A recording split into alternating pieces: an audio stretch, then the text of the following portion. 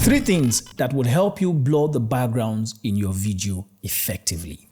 Gather your village people. Let's talk about it. In the previous video, we already established that blurring of background is called depth of field. And in this instance, what we are looking at is shallow depth of field, which gives us blur background and foreground, focusing primarily on the subject, right? Now, there are 3 major things that influence that. Number 1 is your aperture. Remember the video I made on aperture and I explained it? If you've not watched that video, please go and watch it because I can't go over that again. And remember we said the lens is the eye of the camera, so it determines what the camera sees. So a wide aperture lets in more light. That means it gives the camera a lot more clarity as to what it is seeing. And a small aperture, on the other hand, lets in little light. How does that affect your depth of field?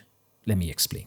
When a lot of light is let in through the lens, what happens is the camera's ability to focus on a particular focal point is heightened. So that the wider your aperture, the greater your chances of getting a shallow depth of field, which is the blurring of the background and the foreground. It then means that a small aperture, because it does not allow a lot of light, will equal a deep depth of field, which will mean that your camera will not be able to create a lot of separation between your focal point, your background, and the foreground. So if you're looking to have everything in focus in your scene, you use a small aperture. And if you're looking to blur out every other thing and have your camera focused on one particular area, you use a wide aperture. And that would mean a small aperture number like 2.0, 1.8, thereabout. The second factor is distance. To get the best of the results in blurring your background, you have to create a separation between your subject and the background. Move your subject a couple of feet away from the background. For example, in this video, I'm a couple of feet away from my background. The final factor is focus. If you open up your aperture to as high as 2.0 or 1.8, what happens is your camera's ability to focus on one particular area of your image becomes very much heightened. And that is where focus comes in. You have to manage your focus rightly,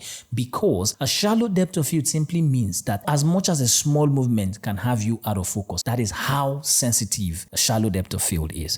If you put these 3 factors into consideration and you work with them effectively, you will have the best blur of your background and foreground. And yes, you can achieve this even if you're using a mobile phone. I made an entire manual on smartphone videography that can help you. So if you want the manual, just type smartphone in the comments and I'll send you a link to get it. Okay? It covers everything from lighting to depth of field. Every single thing you need is covered in that manual.